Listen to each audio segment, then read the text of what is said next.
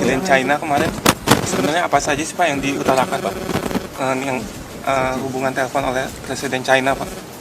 Ya, jadi tadi malam jam 7:30 saya berbicara melalui telepon dengan Presiden RRT, Presiden Xi Jinping. Yang pertama, saya menyampaikan Indonesia yakin RRT bisa, dan juga saya menawarkan apabila diperlukan bantuan-bantuan untuk mempercepat penanganan, saya sampaikan Indonesia siap untuk memberikan bantuan. Chinese Navy, we are a civilian single-engine aircraft carrying passengers. So what we got again there is the Chinese sending out that message. Pesan dari Cina untuk kami adalah pesawat militer asing, tidak diidentifikasi, dan segera pergi. Walaupun pilot mengatakan kami pesawat sipil, akan tetapi berulang kali diancam meninggalkan kawasan itu. Akhirnya ketahuan kenapa Cina dukung penuh Jokowi. Google Earth rilis gambar proyek pembangunan pangkalan militer Cina di Laut Natuna, tidak jauh dari Pulau Batam Riau dan tidak jauh dari Pontianak. Ternyata ada hal besar yang ditutup-tutupi dari rakyat. Potensi terbesar dalam memaksakan kehendak untuk tetap berkuasa, terkesan ada yang ingin diselesaikan. Tolong diviralkan, agar semua bangsa Indonesia tahu dan sadar bahwa NKRI di ujung tanduk. Jika pangkalan militer sudah selesai dan pelabuhan juga bandara dikuasai, lalu bangsa Indonesia bisa lari kemana? Mungkin akan diberangus. Bahwa begitu banyak tudingan dari berbagai lapisan rakyat, tokoh-tokoh nasional, kepada Presiden Jokowi dari sekian banyak janji-janji bohong. Dari buat aturan-aturan yang menguntungkan asing atau Cina Tiongkok, dari ekonomi Indonesia yang salah kelola atau sengaja dibangkrutkan, sehingga Indonesia menuju kebangkrutan ekonomi, sampai RUU HIP yang dianggap melanggar pasal 2. Pidana karena usaha merubah Pancasila yang kemudian banyak tokoh-tokoh masyarakat dan rakyat yang dengan keras meminta Jokowi mundur. Semua itu sepertinya Presiden Jokowi dengan santai tidak menanggapi, bahkan kelihatan seperti tidak peduli kondisi ekonomi di Indonesia yang benar-benar menuju kehancuran. Jokowi berkesan diam tetapi kelihatan yakin tidak bisa jatuh. Pengamat internasional mengatakan bahwa Jokowi bertahan dengan berbagai cara karena proyek strategis Cina untuk pangkalan militer besar di dekat Natuna.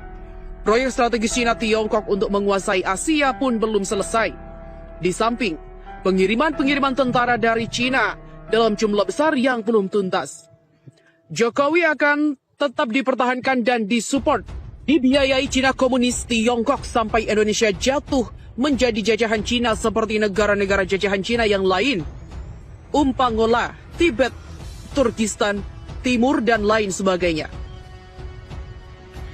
Di samping buminya Indonesia yang kaya raya, juga Indonesia yang posisinya sangat strategis untuk pangkalan militer Cina Tiongkok Komunis. Sampai kondisi terburuk apapun, Jokowi tetap harus dipertahankan untuk rencana yang lebih besar Cina, yaitu penjajahan total atas Indonesia.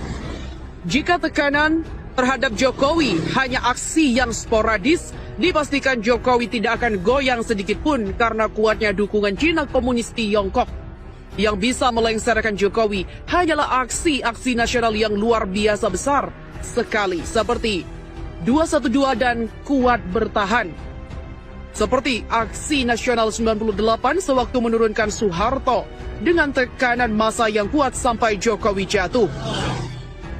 Apabila hanya protes-protes semacam di sosmed atau aksi-aksi rakyat yang kecil dan sporadis tidak akan digubris dan tidak bisa menurunkan Jokowi, Cina Komunis Tiongkok masih terus membackup. Ini analisa para intelijen dan tokoh-tokoh militer di Indonesia.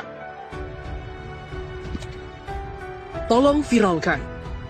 Terbongkar kong kali kong Jokowi dan Cina oleh Azhari Usman.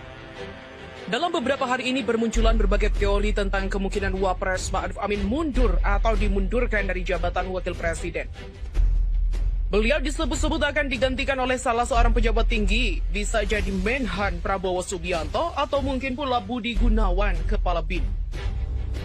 Jadi Pak Kiai sedang menghadapi tekanan politik dan psikologis yang sangat berat, termasuk misalnya beliau itu dikatakan sudah tua, sudah uzur dan sebagainya.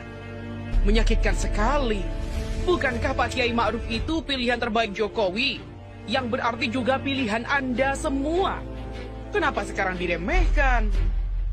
Saya khawatir pengunduran diri Kiai Ma'ruf Amin dari jabatan wakil presiden kalau itu terjadi bukan karena tekanan politik, melainkan gara-gara stres akibat berbagai teori ganti wapres yang beredar luas di masyarakat. Teori-teori itu ada yang menyebutkan Pak Kiai akan dipaksa mundur atau bisa jadi ada deal supaya beliau mundur secara sukarela. Pak Kiai disebut-sebut akan mengajukan pengunduran diri tanpa paksaan dan lain sebagainya. Diteorikan pula bahwa Jokowi lebih suka dan lebih berat ke Prabowo sebagai pengganti. Dengan alasan dia mantan tentara. Bisa diandalkan kalau terjadi gejolak sosial karena situasi ekonomi yang morat-marit saat ini. Teori lain menyebutkan kelompok Megawati akan mendukung Budi Gunawan. Macam-macam. Intinya Ma'ruf Amin hampir pasti akan diganti. Kasihan sekali Pak Kiai. Beliau dianggap tidak ada apa-apanya, dikatakan tidak punya kekuatan politik, tidak pula didukung struktur NU, dan tidak punya basis massa. Artinya, kalau ada yang menginginkan beliau mundur, mau tak mau Pak Kiai harus ikut saja, tak bisa berbuat apa-apa. Sungguh menyedihkan. Pasalnya,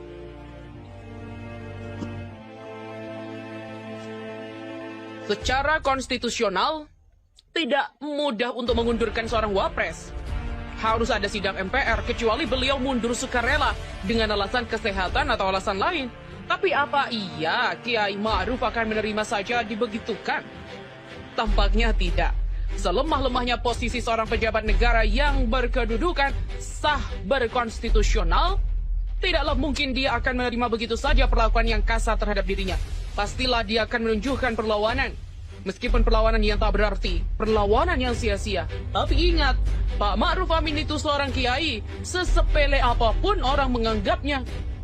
Pak Ma'ruf masih bisa berdoa kalau dia merasa dizolimi. Hati-hatilah, doa orang yang dizolimi biasanya mustajab. Kalau sekiranya skenario penggantian Kiai Haji Ma'ruf Amin disusun oleh orang-orang Pak Jokowi, berarti doa si terzolim dengan sendirinya terarah ke sana. Kalau disusun oleh kelompok Bu Megawati, maka doa kezoliman akan otomatis mencari sasarannya. Jika yang menyusun Pak Luhut, maka Pak Menko lah yang akan menjadi subjek doa alias pihak yang terdoa.